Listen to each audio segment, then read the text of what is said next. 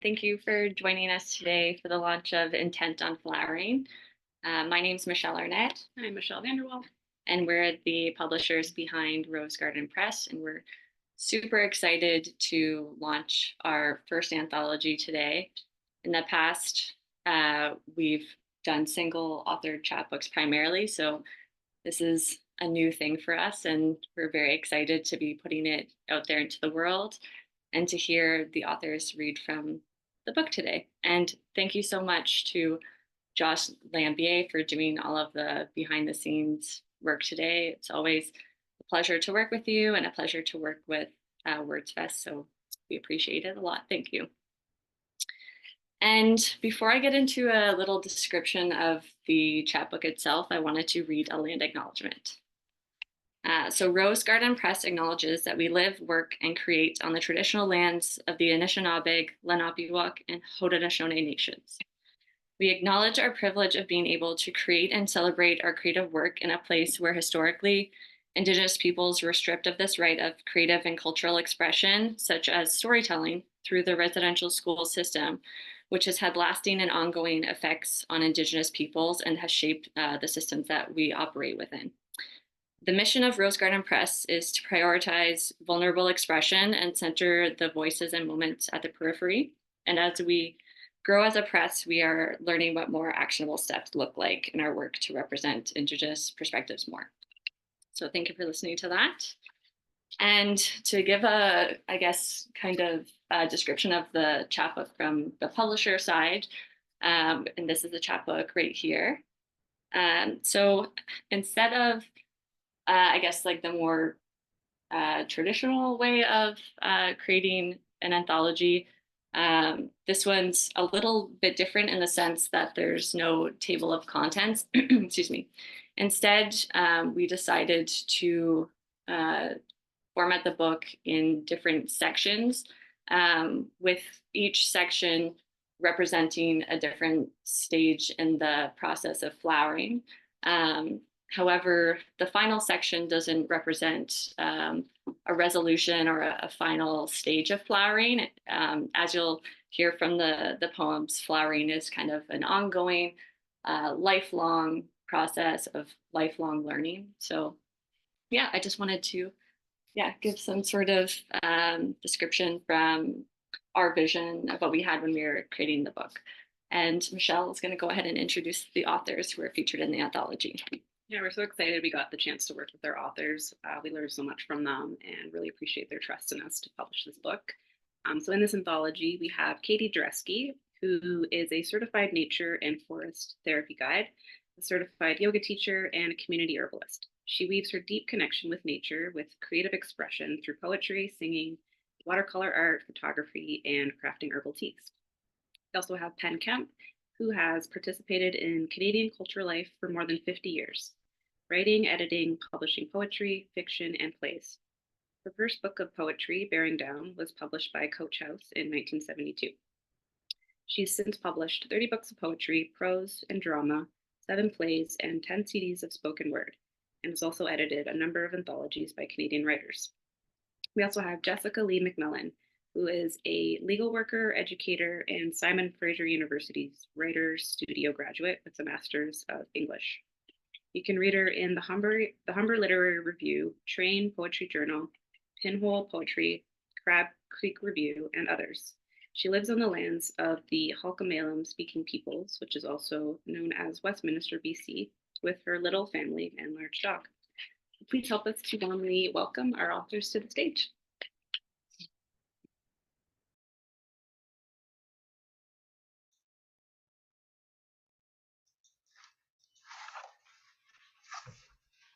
Oops.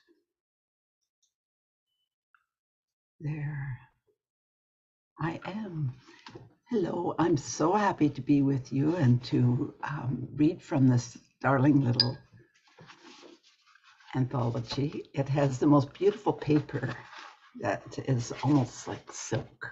Well, it doesn't read well, but there you go. So my first poem is Rose does not know its name, does not need name to tell it to grow. Let sun and rain win, let's waiting occur. Let seasons wane.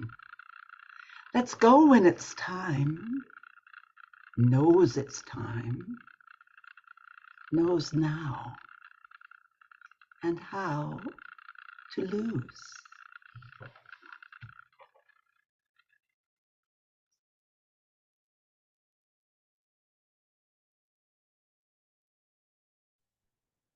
Before psychology. Even if all kids dream about flying, it does not lessen the lived feeling of height.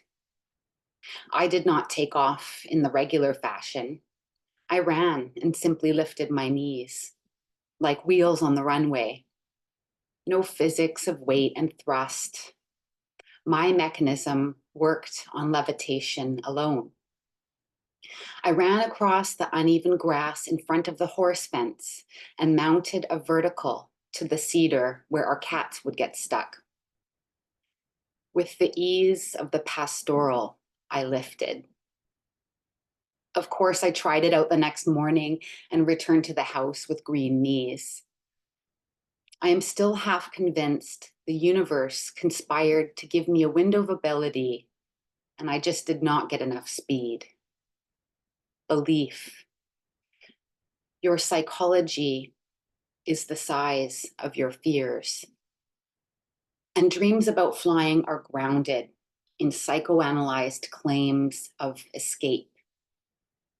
But you have learned movement from crowded blades to sky kin. The sky is an ectoplasm of your mind in flight.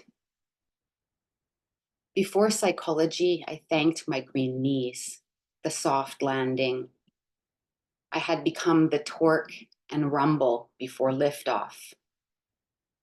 Falling is welcome logic for a moment of flight.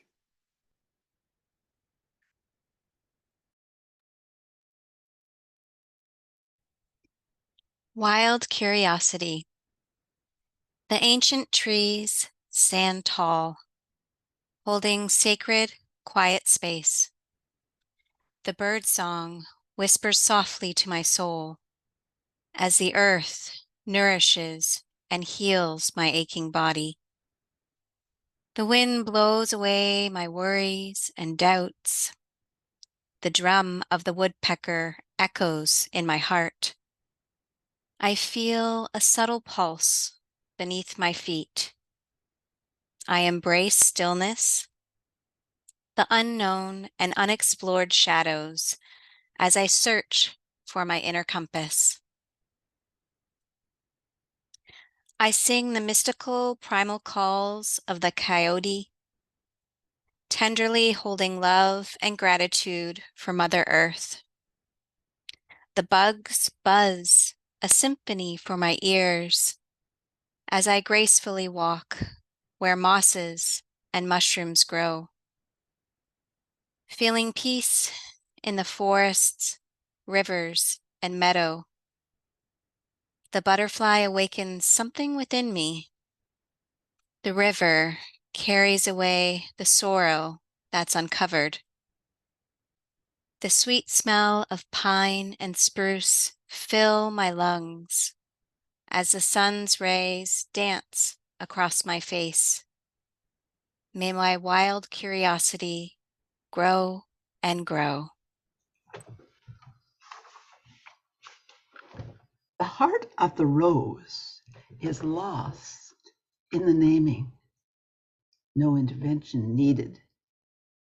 No word worth that soft space where light falls to return ennobled or fails to turn, depending where the eye lights and is lit, dependent arising.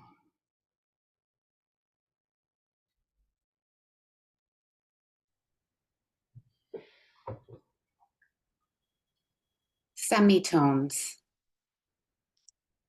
In Mrs. Thompson's living room, hefty with pillows, frayed shag, and ham-fisted doilies, fabric to muffle keys.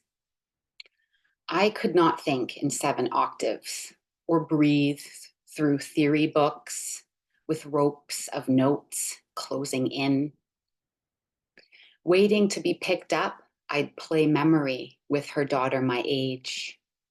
On her floral quilt, small dissonances between the plain cardboard squares, like semitones, unplayed, unmatched, existential blind dates. Flipping squares, playing scales.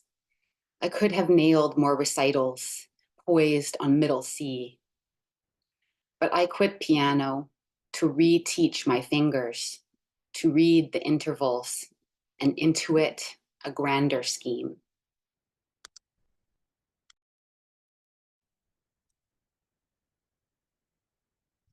Comforting the heart. Sit still. Listen. Breathe slowly. Wait. Pine and eagle watch from above. Guide me. Something is stirring in my heart. It races and spirals in confusion, and just when I think it might burst and I'd be swallowed into a river of grief, I watch you, eagle. You sit still. You listen. You breathe slowly. You wait.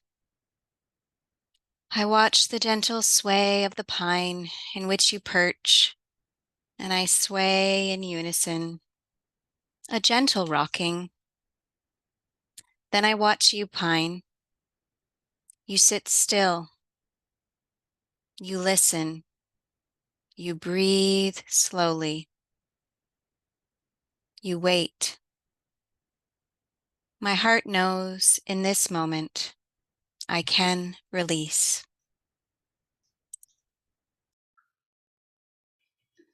Where scent pervades clarity behind the nose, where touch full fills, feels fold upon fold, and the ear, even the ear, is touched by susurrating petals in the palm, breezes in new green.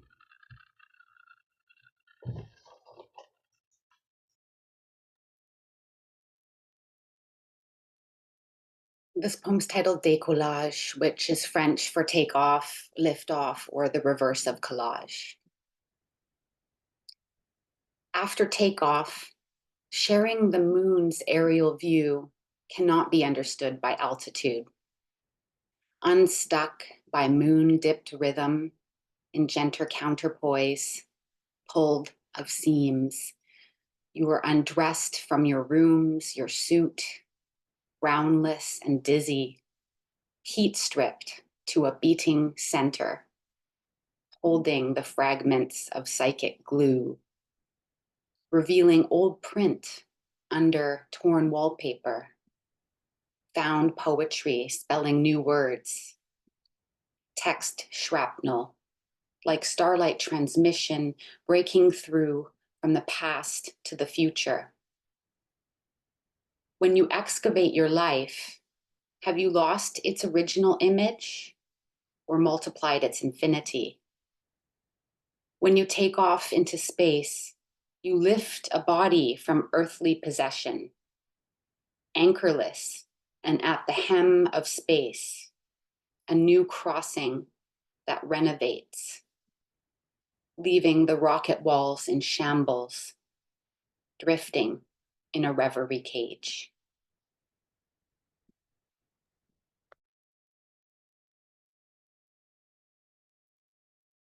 The dance.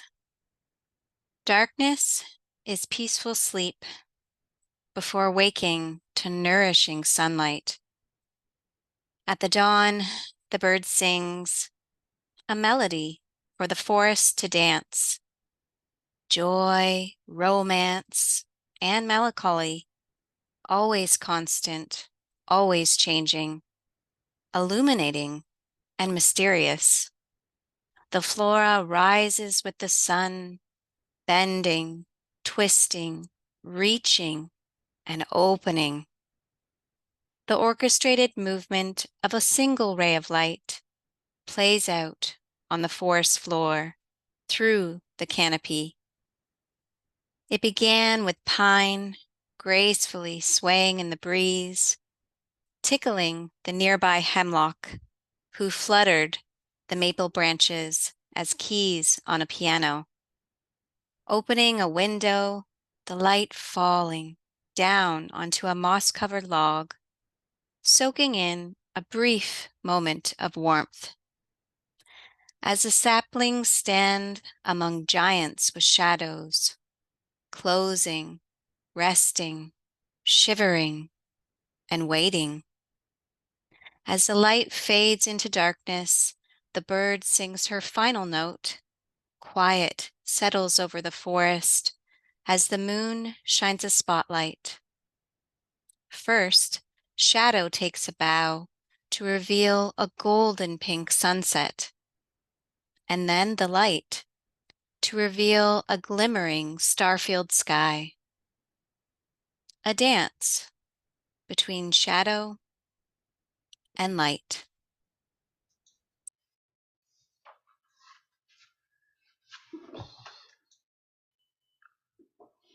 Rose like bells resound. Open our hearts, our ears, our mouths. Open the space, a clearing loom, so we may gather in that round, ongoing, out loud.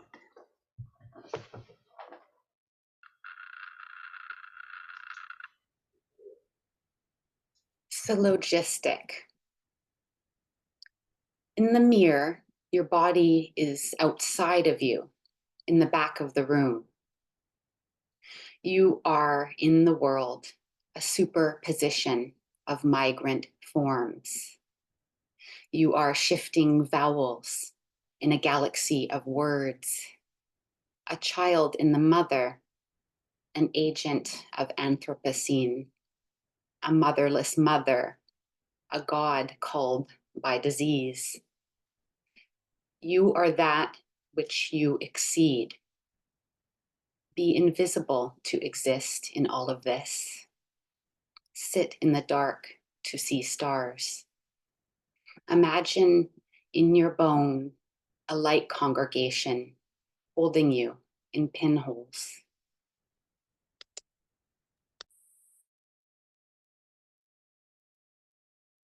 Forgiveness. Start with a dive inward and deep exhaling breaths. Sit quietly among the trees, allowing a softening of the heart. With the tap, tap, tap of the drum, your feet begin to lead. The wild, the rage, the unkept emotions rise to scream deep in the heart of the forest, creating space to quiet the mind. The messiness of life, find the dark corners within. Tenderly hold yourself with compassion. Put pen to paper. Pain, sorrow, anger become ash in the sacred fire. Forgiveness is not a leap, but many brave steps. Rose, intent on flowering, intense in all directions. An invitation to the dance of bees like.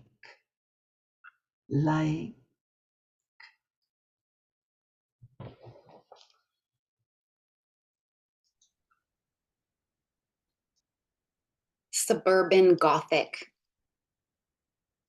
Our subterranean family storage was a shelter of choice from fighting and smoke, a limbo for what we did not want but could not throw away. I joined the spiders where nobody else lowered themselves, down the silvery wood frame to a slant of rough slab, tomb gray with boxes, a dusty Jasper Johns. The corners gathered darkness, boxes resigned to holes, now windows for matted bears and doll faces with nail polish makeovers. Dead eyes witnessing my decision to grow tall or get lost in the piles of childhood art, construction paper felting at awkward cuts, framing tentative writing, fairy tales in lowercase, caught between self-love and shame for ever being small enough to crawl.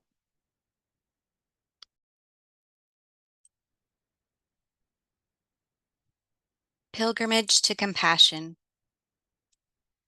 Just as there is no limit to tragedy and suffering, there's no limit to joy and peace. I ponder as I compare my life story to that of another woman's tragic story of physical abuse and rape. That is my first mistake, to compare, to look outward. Compassion is an inward journey. We all must walk our paths to navigate life.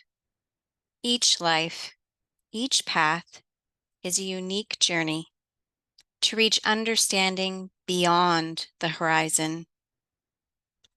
Stepping bravely on uneven terrain with twists, turns, and fallen trees, unpredictable changes in weather and landscape, guided by brief moments of illuminating awareness, and then lost among mysterious shadows. Sharp rocks turn into mud that sink your boots knee-deep. And there you are, stuck in lack, stuck in pain, stuck in fear, stuck in anger, stuck in sorrow, stuck in hopelessness. It is here where you find your compass, years of emotions released through tears. Then, with a deep exhale, you reach for a rock, then tree roots, and slowly lift yourself out of the mud. You look up through the canopy into the sky, where an eagle watches from above, as if saying, "You were never alone."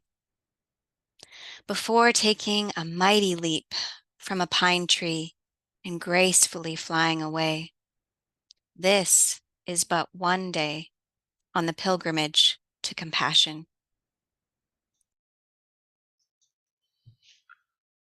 Rose, Dante knew, leads you through paradise, a walled and trellised garden.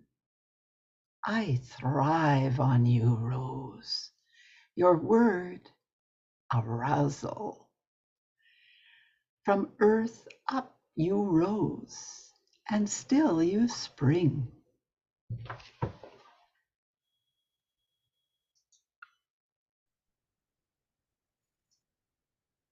Making peace from an astral view. At first, looking at myself from above is like realizing how shitty the furniture looks on the lawn when moving house. Out of body is like a double vision, the fuzzy abstraction and the dented thing. Inside, I always feel younger, like Earth's changeling core, under aged crust. I am down there in the middle, reading in the grass, hair long over hunched shoulders, awkward in my form. I forgive my amorphous posture from this softer angle, forgive my dysmorphic views. It's all about perspective.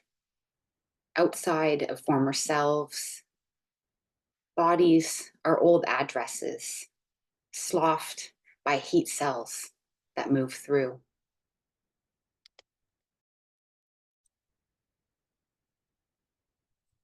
Hemlock heart. I'm sorry your wounds cut into you so deep. They tried to fence you in or out from where your roots grow.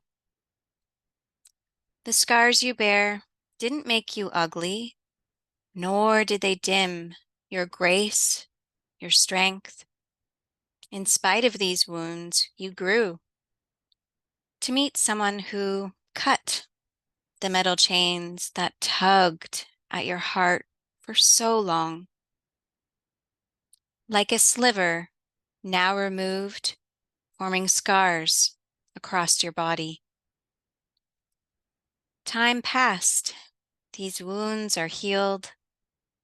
Now you stand tall, proud, in the sun, under the moon.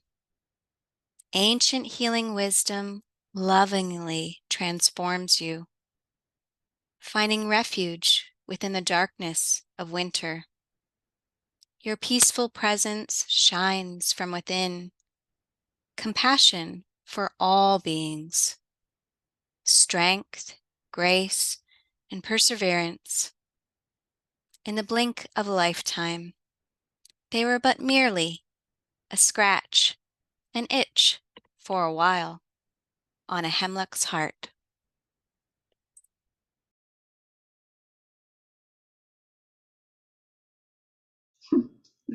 Glamour is too easy a word for you. Though we know from Auden, beauty is difficult, Yeats. Fascination. No, not those tingly fairy notions. Large is not the word, it clunks in the throat. Space. Does that convey the breadth, the spread, the clarity, the open heart? Going, going, not completely gone.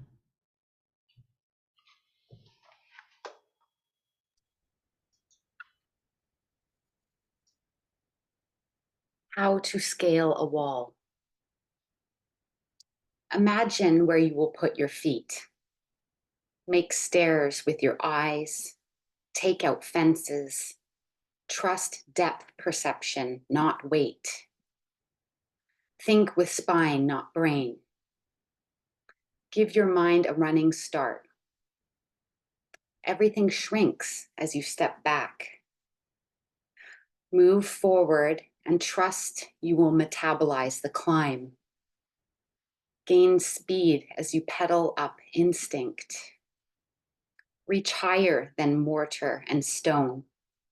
You are the acrobat of air and bone. Prop your body up. If there are barbs, the scrape is the freedom of crossing to the other side.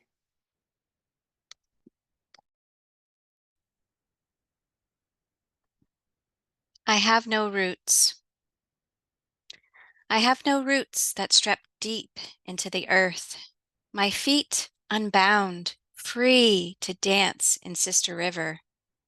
Yet I bear no feathers or wings to soar in the sky, to see her twisting and turning path. I have no roots that grip to stand tall in thunderous winds. My hair blows and sways just from the gentle touch of Father Wind. I watch in wonder as he carries the first fall leaves into the crisp air. How far will they fly?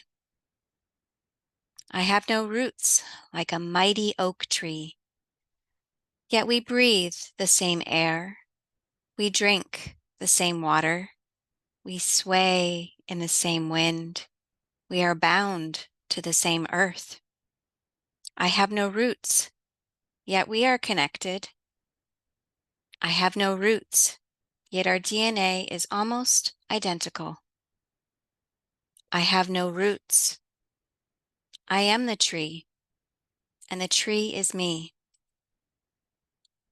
I have no roots, yet I cry when a mother tree falls. I have no roots, yet I have a wild heart that beats strong. I have no roots, leaves, or branches, yet my heart calls the forest home.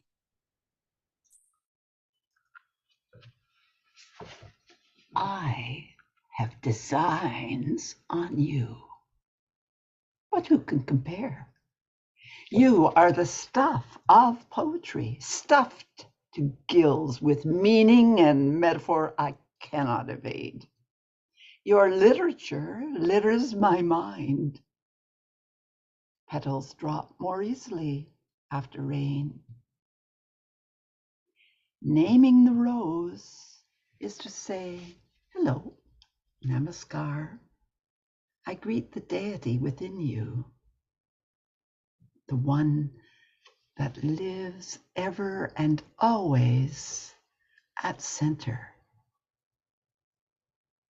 No worm, Blake, no room there for worm.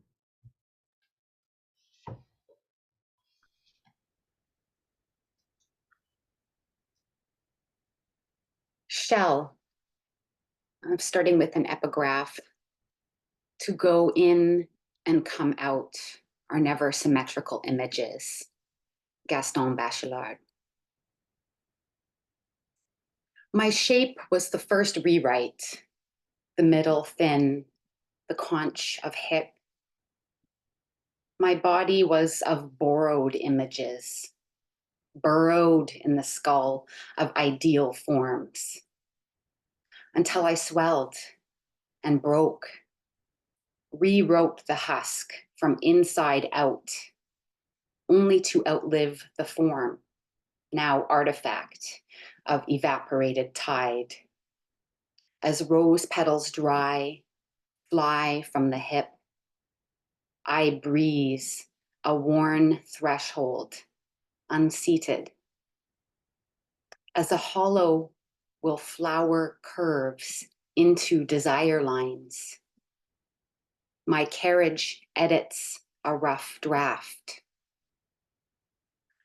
I was once told I am rough around the edges, but it no longer hurts to grow.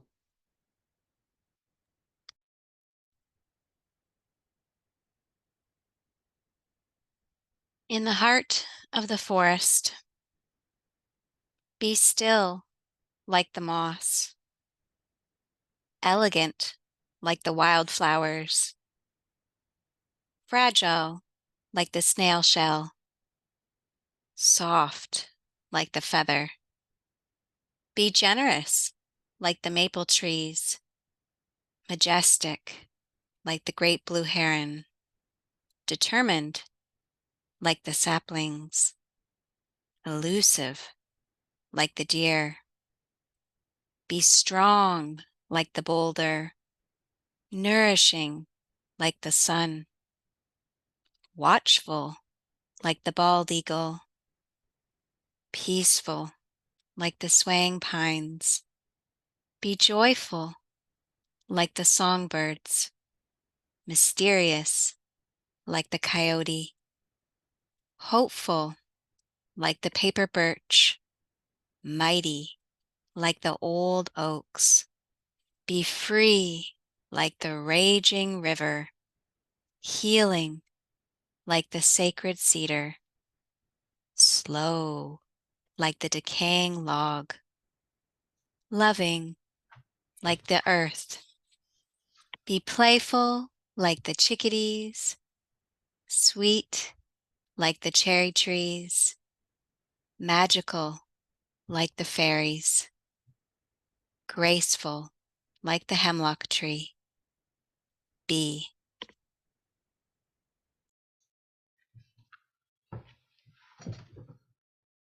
You know I eat you as salad, I drink you as tea.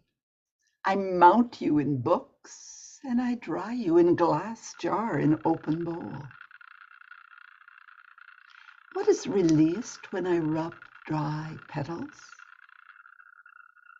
Not just the memory of basking. Your nature warms my heart. Green and red, complementary. Fusion.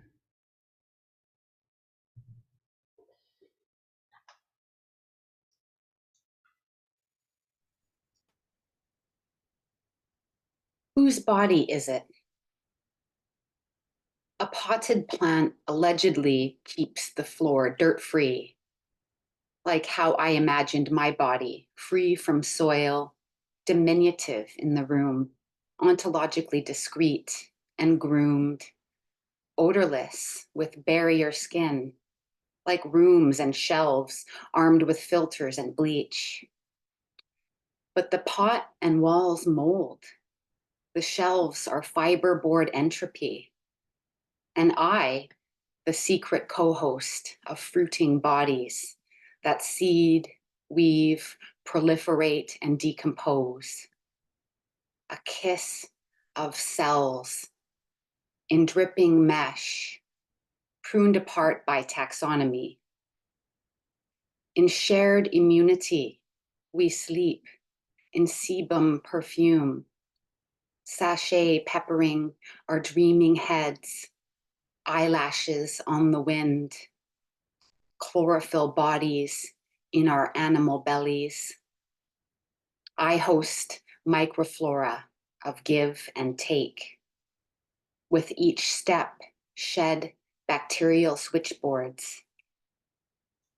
As tree crowns from its mycorrhizal basement, I put my chest forward, shoulders back, maternal, spacious, mud of earth, milk of stone.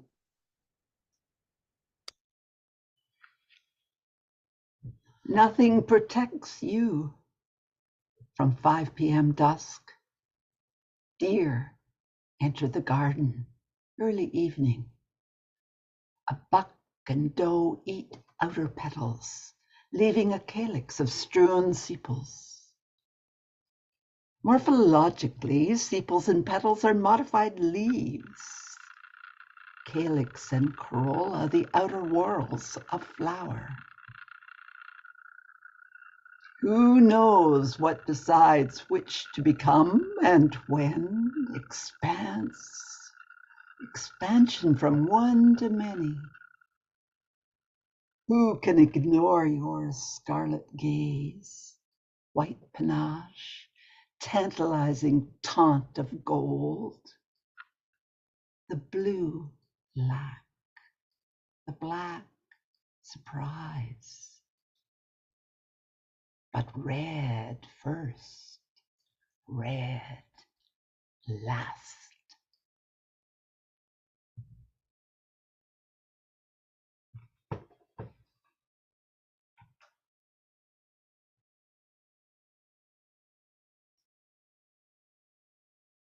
And Katie, Jessica, thank you so much for those beautiful readings. They were wonderful.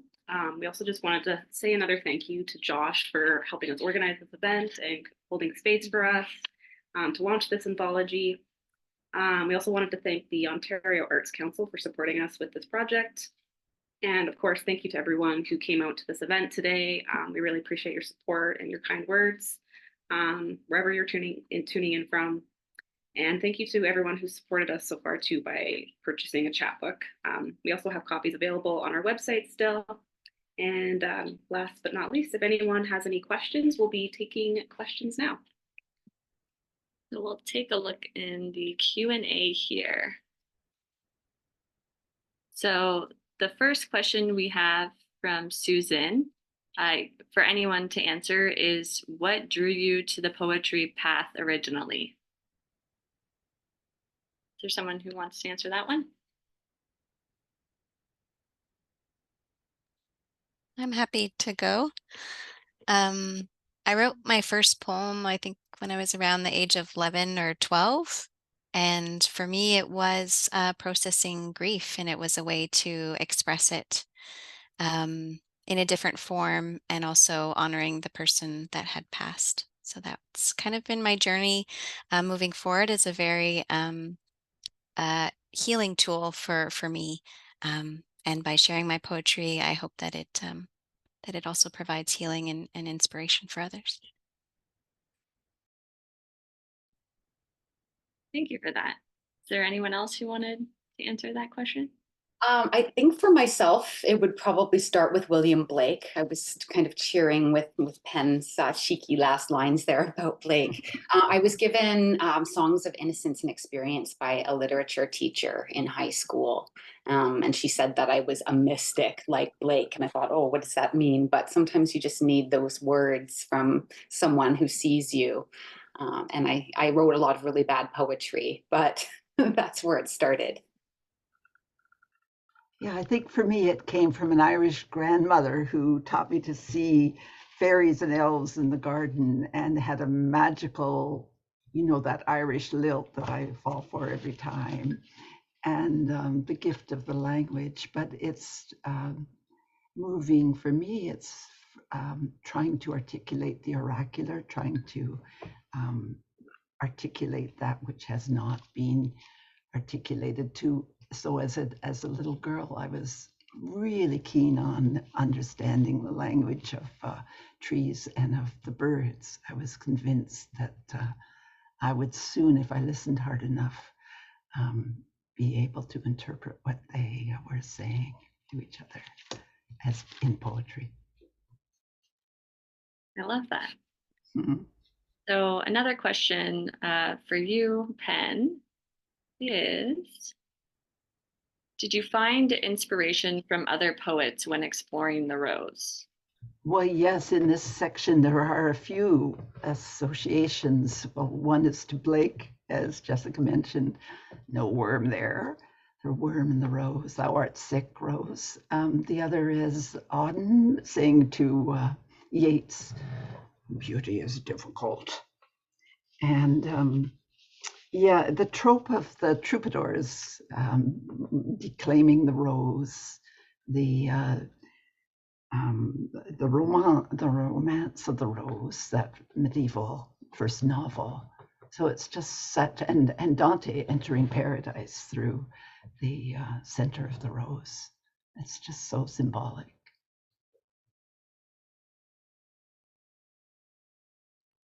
Thank you. All right. So we have from Janet. She says, each of you have such a unique voice or unique style, yet your poetry is such a lovely complement to the other. Please tell us what inspired each of you when compiling these mini collections. Oh, I think Rose Garden should answer that because you are responsible for using and weaving. All the credit to you. It was kind of a process of like, yeah, because we did originally start with individual chapbooks, and that was kind of our plan.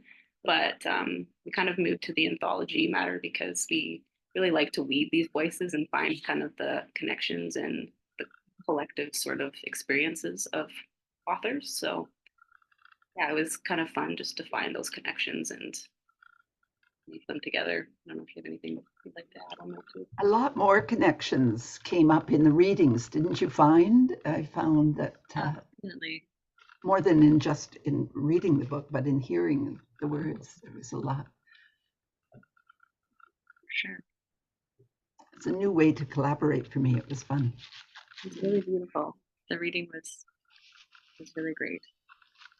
So we have another one from Francis. Poets, did you each see the other's work as you were editing yours for the anthology? No, we had separate. I had a separate chapbook, and Rose Garden Press. Michele and Michele chose part 10 pages or something of mine to mix with Katie's and Jessica's. So it was. We had no idea what was coming, or at least I didn't.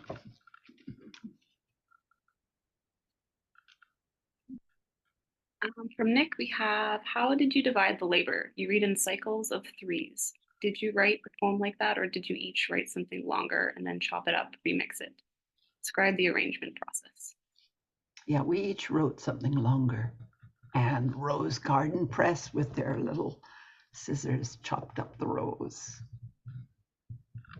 Yeah, right. When I before the reading, when I mentioned the sections, I didn't explain that. Yes, as Penn just said too, Penn's work was initially one longer poem, and then we chopped up that poem and used Penn's poem as the beginning to each section, or to represent each stage of the process.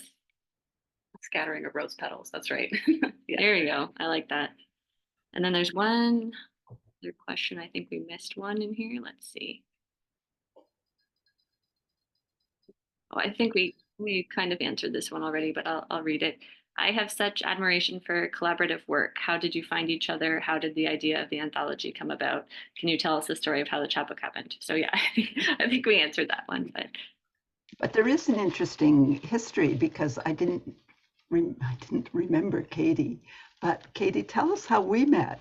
That's kind of fun. It links up, because what we've done since this chapbook is arranged for 3 or 4 readings in the London area.